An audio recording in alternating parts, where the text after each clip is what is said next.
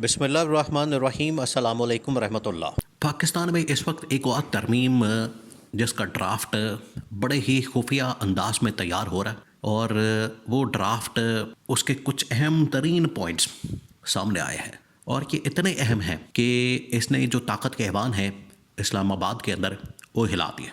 दो तीन उसके पॉइंट्स हैं और आप देखें कि किस तरीके से बिलावल को कभी लॉन्च किया जा रहा है, कभी बिलावल प्रेजेंटेशन दे रहा है, कभी नून लीग इस्टेब्लिशमेंट से अपना मामला सेट कर रही है, कभी उनको शादियों पर बुलाया जा रहा है इस्टेब्लिशमेंट को, कभी पीपल्स पार्टी इंटरनेशनली अपनी लॉबिंग कर रही है, कभी वो नून लीग के ऊपर हमला कर देती है, कभी इस्टेब्लिशमेंट से डिमांड की जाती है कि अब हमें हमारा टेन्योर दिया जाए 2.5 साल मुकम्मल होने के बाद।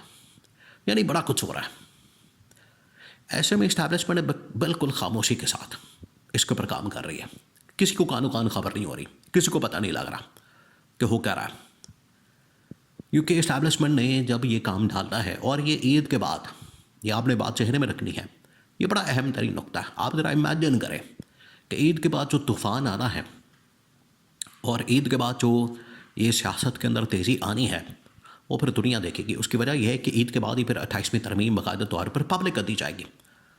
लेकिन अब जो उसके नुकात सामने आ रहे हैं, 2-3 बड़े बड़े पॉइंट्स, उसके ऊपर जो है वो शोर मचा हुआ है। शोर ताकत के ऐवानों के अंदर, ख़ास तौर पर प्रेसिडेंट हाउस, ऐवान सदर आसिफ अली ज़रदारी परेशान, इसी तरह से वज़ीर आज़म हाउस शहबाज शरीफ परेशान। उनको समझ नहीं आ रही कि करें तो करें क्या, जाए तो जाएँ कहाँ, कि किस तरह से इस 28वीं तरमीम के मूव को काउंटर किया जाए। एक स्टेज पे तो नून लीग पीपल्स पार्टी ने आपस में इत्तेफाक किया, आपस में ये एग्री कर गए, इन्होंने एक पेज के ऊपर आ गए कि 28वीं तरमीम अगर आती है तो हमने इसको सपोर्ट नहीं करना, इसको हमने रोकना है, इसके रास्ते में रुकावट डालनी है, क्योंकि अगर ये आ जाती है तो फिर उसके बाद हमारी सियासी तौर पर मौत वाक़ई हो जाएगी, हम दोनों फारिग हो जाएंगे। और इनको पता है। अब इसके अंदर जो 2-3 बड़े पॉइंट्स, तीसरा जो है वो तो बड़ा ख़तरनाक। पहला जो पॉइंट है उसके अंदर ये कहा जा रहा है कि जो NFC अवार्ड है उसके अंदर चेंजिंग करनी है, तब्दीली करनी है हर हाल में। और ये 18वीं तरमीम के अंदर की गई थी। 18वीं तरमीम में जहाँ पर और बहुत सारी तरमीम की गई, शर्तें डाली गई, वहाँ पर यह था कि जो NFC अवार्ड है, जो सूबों का बजट है, शेयर है, उसको चेंज कर दिया जाए, उसके अंदर तब्दीली की जाए। और ये जो तब्दीली है ये सारी बात है, जब बजट और शेयर और ये तमाम चीज़ें चेंज होंगी, इसी वजह से नून लीग पंजाब के अंदर आना चाहती है, पंजाब को अपने पास रखना चाहती है। इसी तरह से पीपल्स पार्टी सिंध को अपने कंट्रोल में रखना चाहती है, क्योंकि उन्होंने बहुत ज़्यादा हिस्सा, बहुत ज़्यादा शेयर जो है वो सूबों के हवाले कर दिया वफाक का।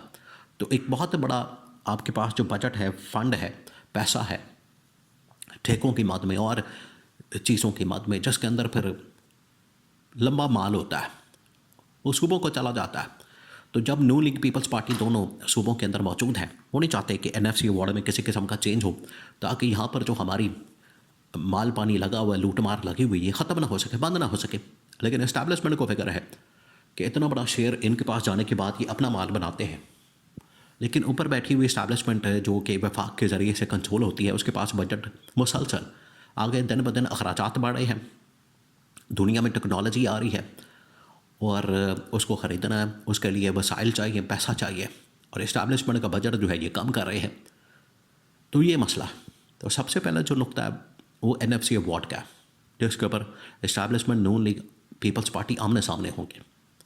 दूसरा जो मसला है वो है बल्दियाती इंतखाबात का, कि बल्दियाती इंतखाबात करवाए जाए पाकिस्तान के अंदर और सूबे बनाए जाए। ये भी आपको पता है ना, ये बल्दियाती इंतखाबात के ऊपर आते हैं नून लीग पीपल्स पार्टी वाले, ना ही ये सूबों के ऊपर आते हैं, क्योंकि इससे जो इनकी ताकत है, पावर है, मुकम्मल ख़त्म। आप ज़रा अंदाज़ा करें, पंजाब के अंदर ही अगर 4 सूबे बन जाते हैं तो इतना बड़ा पंजाब जो इस वक्त नून लीग ने अकेले ने, मरियम नवाज़ ने कंट्रोल किया हुआ, 4 सूबे बन गए तो ताकत जो है ऑलरेडी सुकड़ जाएगी।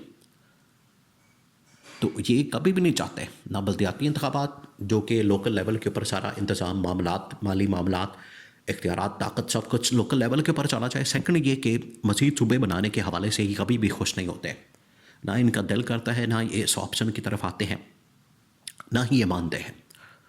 तो ये दूसरी बड़ी कांटे की बात है, दूसरा सबसे बड़ा नुक्ता है। तीसरा जो बिल्कुल इनके लिए रेड लाइन है। आप समझिए कि उसके ऊपर नून लीग पीपल्स पार्टी कभी भी नहीं जाएगी, क्योंकि उसमें इनको पता है कि अगर ये मामला हो जाता है तो फिर समझे हमारी बिल्कुल छुट्टी हो जाएगी, फारग हो जाएंगे हम लोग। वो आज भी ये मामला मौजूद है। जब पाकिस्तान और इंडिया के दरमियान जंग होती है तो उसके बाद जनरल आसिम को फील्ड मार्शल जहाँ पर बना दिया जाता है, फिर उसके बाद मुख्तलिफ इंटरनेशनल लेवल के ऊपर तकरीबात में जाते हैं, मीटिंग्स होती हैं, मुलाकातें होती हैं।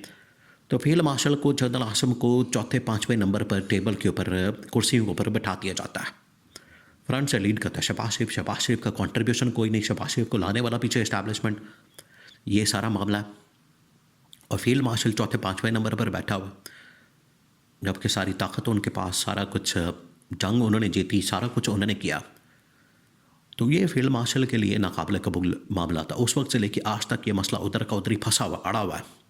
इतने ओहदे के बावजूद, आने के बावजूद, CDF, फील्ड मार्शल इस्तिस्ना, तमाम चीज़ें।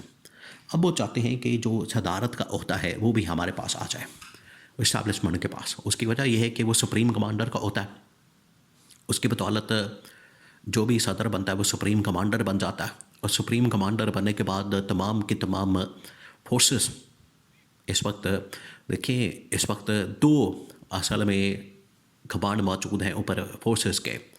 एक है जनरल आसिम अली जो कि फील्ड मार्शल भी हैं, और साथ में CDF भी हैं, चीफ ऑफ डिफेंस फोर्सेस। लेकिन इस ऊपर इसके एक और अहम तरीन होता है, एक और अहम तरीन पोजीशन है, वो है सदर की। सदर जो है वो सुप्रीम कमांडर हैं तमाम की तमाम फोर्सेस के, जिसके अंदर मिलिट्री है, नेवी है, एयरफोर्स है। तो ये ओहदा जो है वो फील्ड मार्शल अपने पास रखना चाहते हैं, और उसके लिए इसमें राह हमवार करती जाएगी। ये राह हमवार होगी तो उसके बाद ये ओहदा फील्ड मार्शल के पास चला जाएगा, जनरल आसिम के पास चला जाएगा, और वहाँ से फिर इसी के अंदर तरमीम डाल दी जाएगी। वहाँ से फिर असम्बली को तोड़ना, कंट्रोल करना, उसके बाद वज़ीर आज़म को घर भेजना, उसकी छुट्टी करवाना, अपनी मर्जी का सेटअप लाना, बहुत ज़्यादा आसान हो जाएगा। बिल्कुल आप समझ रहे हैं कि वो इसी तरह से हो जाएगा जिस तरह से घी से, मक्खन से आप बाल को निकालते हैं। बड़ी आसानी के साथ आप उठा के इनको बाहर फेंक सकते हैं, आप इनकी छुट्टी करवा सकते हैं। ये फिर पूरा मामला जो है, आगे रास्ता जो है बड़ा आसान हो जाएगा। उसके ज़रिए से तब्दीली करना टॉप लेवल के ऊपर, वो फिर बिल्कुल ही इनकी जेब की छड़ी और जेब की हाथ की घड़ी बन जाएगा सारा मामला, सारा सिस्टम। तो ये इसके अंदर हो रहा है। तो ये 28वीं तरमीम, इसी वजह से इन्होंने एक मौके पर, एक स्टेज के ऊपर इत्तेफाक किया इस मामले पर, नून लीग पीपल्स पार्टी ने, दोनों ने, कि जो मर्जी हो जाए, हमें मौत तो कबूल है, लेकिन 28वीं तरमीम के ऊपर हमने सपोर्ट नहीं करना, क्योंकि उसके बाद हम अमली तौर पर, प्रैक्टिकली सियासत से मुकम्मल तौर पर आउट हो जाएंगे।